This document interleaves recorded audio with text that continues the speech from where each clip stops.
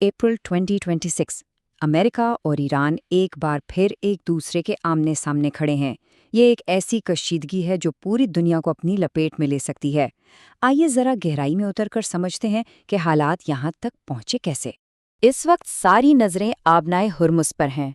ये दुनिया की सबसे अहम तेल की गुजरगाह है और आजकल ये एक मैदान जंग का मंजर पेश कर रही है।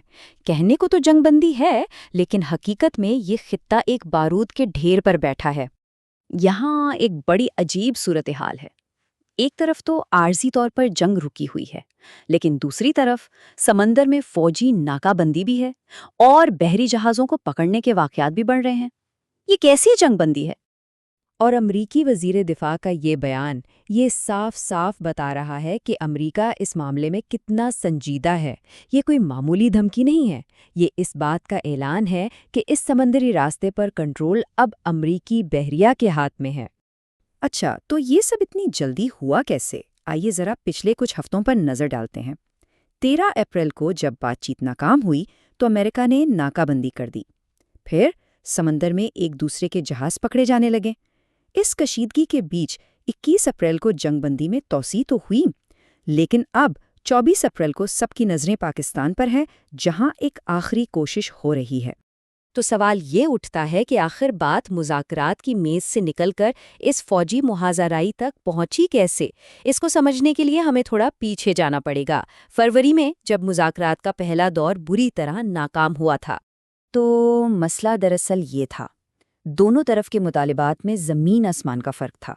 अमेरिका चाहता था कि ईरान अपनी जौहरी तंसीबात मुकम्मल तौर पर ख़त्म कर दे और अपना सारा अफजूदा यूरेनियम भी हवाले कर दे। उसके बदले में पाबंदियों में सिर्फ थोड़ी सी नरमी की पेशकश थी। दूसरी तरफ ईरान का मौक़िफ़ था कि वो अपनी जौहरी सलाहियत से दस्तबरदार नहीं होगा और तमाम अमरीकी पाबंदियाँ मुकम्मल तौर पर हटाई जाएं। ये एक ऐसा डेडलॉक था जहाँ से आगे बढ़ना तकरीबन नामुमकिन लग रहा था। और ईरान की सबसे बड़ी अथॉरिटी सुप्रीम लीडर का ये बयान ये साफ जाहिर करता है कि उन्हें अमरीकी नीयत पर बिल्कुल भी भरोसा नहीं था। उनका मानना था कि अमरीका मुज़ाकरात नहीं कर रहे, बल्कि सिर्फ अपनी शराइत मनवाना चाहता है।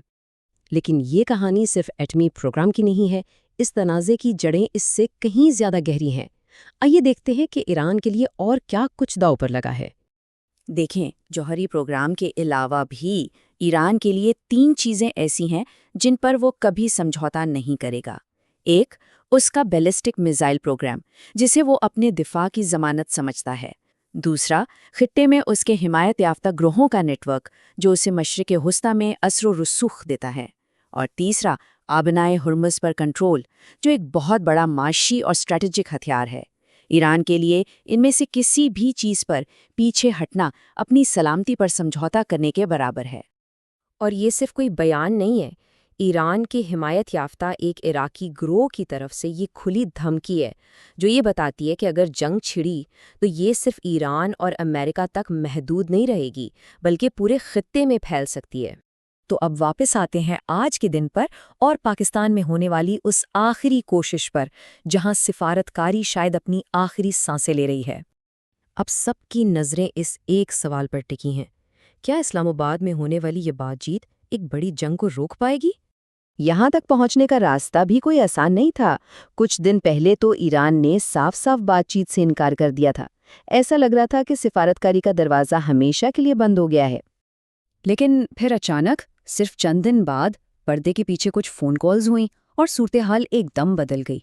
वही वज़ीर ख़ारजा जो इनकार कर रहे थे, इस्लामाबाद के लिए रवाना हो गए। इससे अंदाज़ा होता है कि हालात कितने गैर यकीनी हैं। और इस सारी जल्दबाजी पर माहिरीन भी सवाल उठा रहे हैं, जैसे कि यूरोपियन यूनियन की साबिक खारजा पॉलिसी चीफ का ये कहना कि जिस मुआहदे पर काम करने में 12 साल लगे, उसे सिर्फ 21 घंटों में तय करने की उम्मीद रखना ही बेवकूफ़ी है। तो अब हम कहाँ खड़े हैं? इस वक्त हम एक ऐसे दहाने पर हैं जहाँ से 2 ही रास्ते निकलते हैं, या तो कशीदगी में कमी या फिर एक तबाहकुन जंग। सूरत हाल की संगीनी का अंदाज़ा इस बात से लगाएं कि अमेरिकी जंगी बेड़े खित्ते में मौजूद हैं और साफ कहा जा रहा है कि बातचीत का ये आखिरी मौका है, इसके बाद शायद कोई मौका ना मिले। और इन मुज़ाकरात की आमयाबी का इम्कान कितना है? मार्केट की पेशगोई के मुताबिक सिर्फ 0.9%, یعنی 1% سے بھی کم۔ اس سے ظاہر ہوتا ہے کہ دنیا اس سفارتی کوشش کو لے کر کتنی مایوس ہے۔ تو اب سب سے بڑا سوال یہی ہے کہ جب فوجیں تیار کھڑی ہیں اور فریقین کے درمیان اعتماد بالکل ختم ہو چکا ہے تو اگلا قدم کیا ہوگا؟ کیا کوئی معجزہ ہوگا اور کوئی حل نکلے گا، یا پھر یہ سب ایک مکمل ناکامی پر ختم ہوگا؟